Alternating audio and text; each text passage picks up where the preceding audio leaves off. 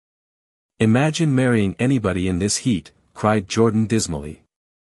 Still, I was married in the middle of June, Daisy remembered. Louisville in June. Somebody fainted. Who was it fainted, Tom? Biloxi, he answered shortly. A man named Biloxi. Blocks, Biloxi, and he made boxes, that's a fact, and he was from Biloxi, Tennessee. They carried him into my house, appended Jordan, because we lived just 2 doors from the church. And he stayed 3 weeks, until Daddy told him he had to get out. The day after he left Daddy died. After a moment she added. There wasn't any connection. I used to know a Bill Biloxi from Memphis, I remarked. That was his cousin. I knew his whole family history before he left. He gave me an aluminium putter that I use today. The music had died down as the ceremony began, and now a long cheer floated in at the window, followed by intermittent cries of, yeah, EA, EA, and finally by a burst of jazz as the dancing began. We're getting old, said Daisy.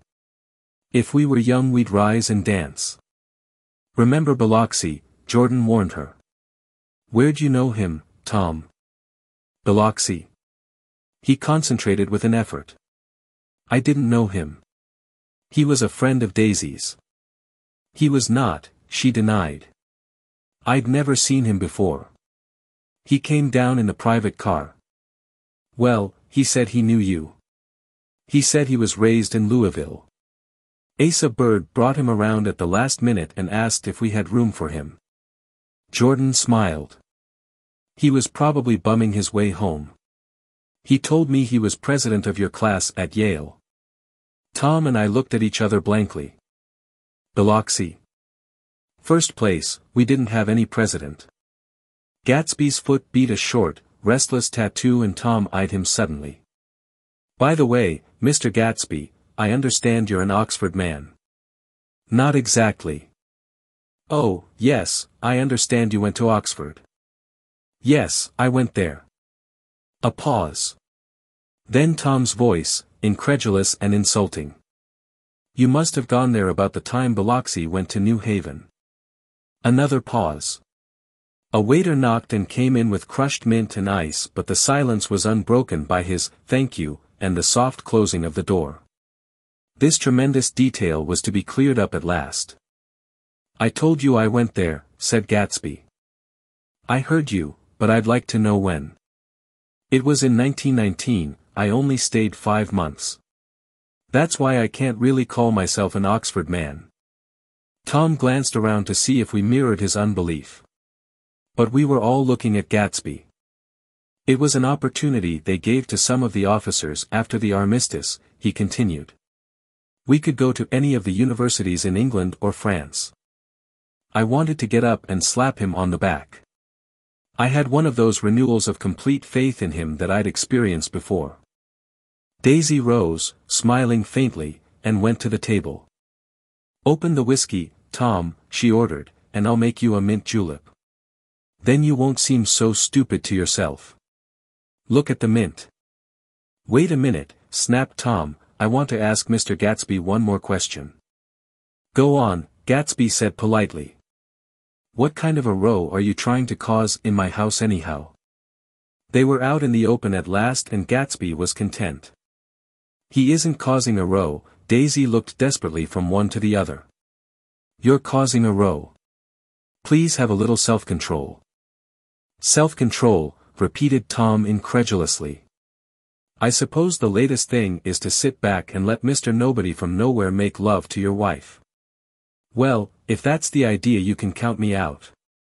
Nowadays people begin by sneering at family life and family institutions, and next they'll throw everything overboard and have intermarriage between black and white. Flushed with his impassioned gibberish, he saw himself standing alone on the last barrier of civilization. We're all white here, murmured Jordan. I know I'm not very popular. I don't give big parties. I suppose you've got to make your house into a pigsty in order to have any friends, in the modern world. Angry as I was, as we all were, I was tempted to laugh whenever he opened his mouth. The transition from libertine to prig was so complete. "I've got something to tell you, old sport," began Gatsby. But Daisy guessed at his intention. "Please don't," she interrupted helplessly. "Please let's all go home." "Why don't we all go home?" "That's a good idea," I got up. "Come on, Tom. Nobody wants a drink. I want to know what Mr. Gatsby has to tell me." "Your wife doesn't love you," said Gatsby. "She's never loved you." "She loves me." "You must be crazy," exclaimed Tom automatically. Gatsby sprang to his feet, vivid with excitement. "She never loved you, do you hear?" he cried. "She only married you because I was poor and she was tired of waiting for me. It was a terrible mistake, but in her heart she never loved anyone except me." At this point Jordan and I tried to go, but Tom and Gatsby insisted with competitive firmness that we remain, as though neither of them had anything to conceal and it would be a privilege to partake vicariously of their emotions. "Sit down, Daisy," Tom's voice groped unsuccessfully for the paternal note. "What's been going on? I want to hear all about it." "I told you what's been going on," said Gatsby. "Going on for 5 years, and you didn't know."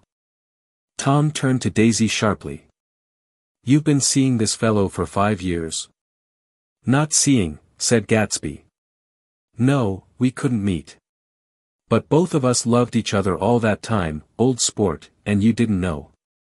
I used to laugh sometimes, but there was no laughter in his eyes, to think that you didn't know." "Oh, that's all." Tom tapped his thick fingers together like a clergyman and leaned back in his chair. "You're crazy," he exploded. "I can't speak about what happened 5 years ago, because I didn't know Daisy then, and I'll be damned if I see how you got within a mile of her unless you brought the groceries to the back door. But all the rest of that's a goddamned lie. Daisy loved me when she married me and she loves me now." "No," said Gatsby, shaking his head. "She does, though. The trouble is that sometimes she gets foolish ideas in her head and doesn't know what she's doing." He nodded sagely. "And what's more, I love Daisy too.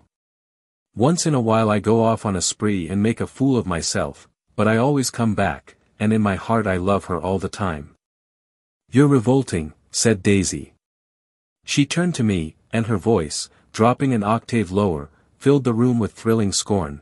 "Do you know why we left Chicago? I'm surprised that they didn't treat you to the story of that little spree." Gatsby walked over and stood beside her. "Daisy, that's all over now," he said earnestly. "It doesn't matter any more. Just tell him the truth, that you never loved him, and it's all wiped out forever." She looked at him blindly. "Why, how could I love him, possibly? You never loved him." She hesitated. Her eyes fell on Jordan and me with a sort of appeal, as though she realized at last what she was doing, and as though she had never, all along, intended doing anything at all. But it was done now. It was too late. "I never loved him," she said, with perceptible reluctance. "Not at Kapiolani," demanded Tom suddenly. "No." From the ballroom beneath, muffled and suffocating chords were drifting up on hot waves of air. "Not that day I carried you down from the punch bowl to keep your shoes dry." There was a husky tenderness in his tone. "Daisy? Please don't." Her voice was cold, but the rancor was gone from it. She looked at Gatsby. "There, Jay," she said, but her hand as she tried to light a cigarette was trembling. Suddenly she threw the cigarette and the burning match on the carpet. "Oh, you want too much," she cried to Gatsby. "I love you now, isn't that enough? I can't help what's past." She began to sob helplessly. "I did love him once, but I loved you too." Gatsby's eyes opened and closed. "You loved me too," he repeated. "Even that's a lie," said Tom savagely. "She didn't know you were alive. Why, there's things between Daisy and me that you'll never know, things that neither of us can ever forget." The words seemed to bite physically into Gatsby. "I want to speak to Daisy alone," he insisted. She's all excited now. Even alone I can't say I never loved Tom, she admitted in a pitiful voice. It wouldn't be true. Of course it wouldn't, agreed Tom. She turned to her husband. As if it mattered to you, she said. Of course it matters. I'm going to take better care of you from now on. You don't understand, said Gatsby, with a touch of panic. You're not going to take care of her anymore. I'm not. Tom opened his eyes wide and laughed. He could afford to control himself now. Why's that? Daisy's leaving you. Nonsense. I am, though, she said with a visible effort. She's not leaving me. Tom's words suddenly leaned down over Gatsby. Certainly not for a common swindler who'd have to steal the ring he put on her finger. I won't stand this, cried Daisy. Oh, please let's get out. Who are you, anyhow, broke out Tom. You're one of that bunch that hangs around with Meyer Wolfsheim, that much I happen to know. I've made a little investigation into your affairs, and I'll carry it further tomorrow. You can suit yourself about that, old sport, said Gatsby steadily. I found out what your drugstores were. He turned to us and spoke rapidly. He and this Wolfsheim bought up a lot of side street drugstores here and in Chicago and sold grain alcohol over the counter. That's one of his little stunts. I picked him for a bootlegger the first time I saw him, and I wasn't far wrong. What about it? Said Gatsby politely. I guess your friend Walter Chase wasn't too proud to come in on it. And you left him in the lurch, didn't you? You let him go to jail for a month over in New Jersey. God! You ought to hear Walter on the subject of you. He came to us dead broke.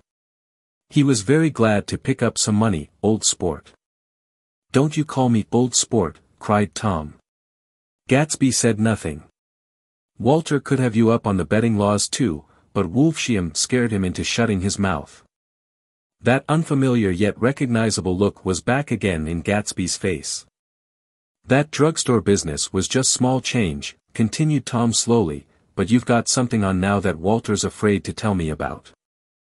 I glanced at Daisy, who was staring terrified between Gatsby and her husband, and at Jordan, who had begun to balance an invisible but absorbing object on the tip of her chin. Then I turned back to Gatsby, and was startled at his expression. He looked, and this is said in all contempt for the babbled slander of his garden, as if he had killed a man. For a moment the set of his face could be described in just that fantastic way. It passed, and he began to talk excitedly to Daisy, denying everything, defending his name against accusations that had not been made.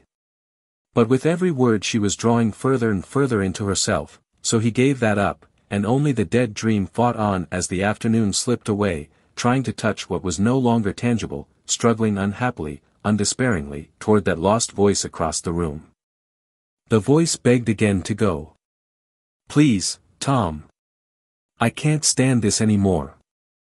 Her frightened eyes told that whatever intentions, whatever courage she had had, were definitely gone. You two start on home, Daisy, said Tom. In Mr. Gatsby's car. She looked at Tom, alarmed now, but he insisted with magnanimous scorn. Go on. He won't annoy you. I think he realizes that his presumptuous little flirtation is over. They were gone, without a word, snapped out, made accidental, isolated, like ghosts, even from our pity. After a moment Tom got up and began wrapping the unopened bottle of whiskey in the towel. Want any of this stuff? Jordan? Nick? I didn't answer. Nick? He asked again. What? Want any? No. I just remembered that today's my birthday. I was 30. Before me stretched the portentous, menacing road of a new decade. It was 7 o'clock when we got into the coupe with him and started for Long Island. Tom talked incessantly, exulting and laughing, but his voice was as remote from Jordan and me as the foreign clamor on the sidewalk or the tumult of the elevated overhead. Human sympathy has its limits,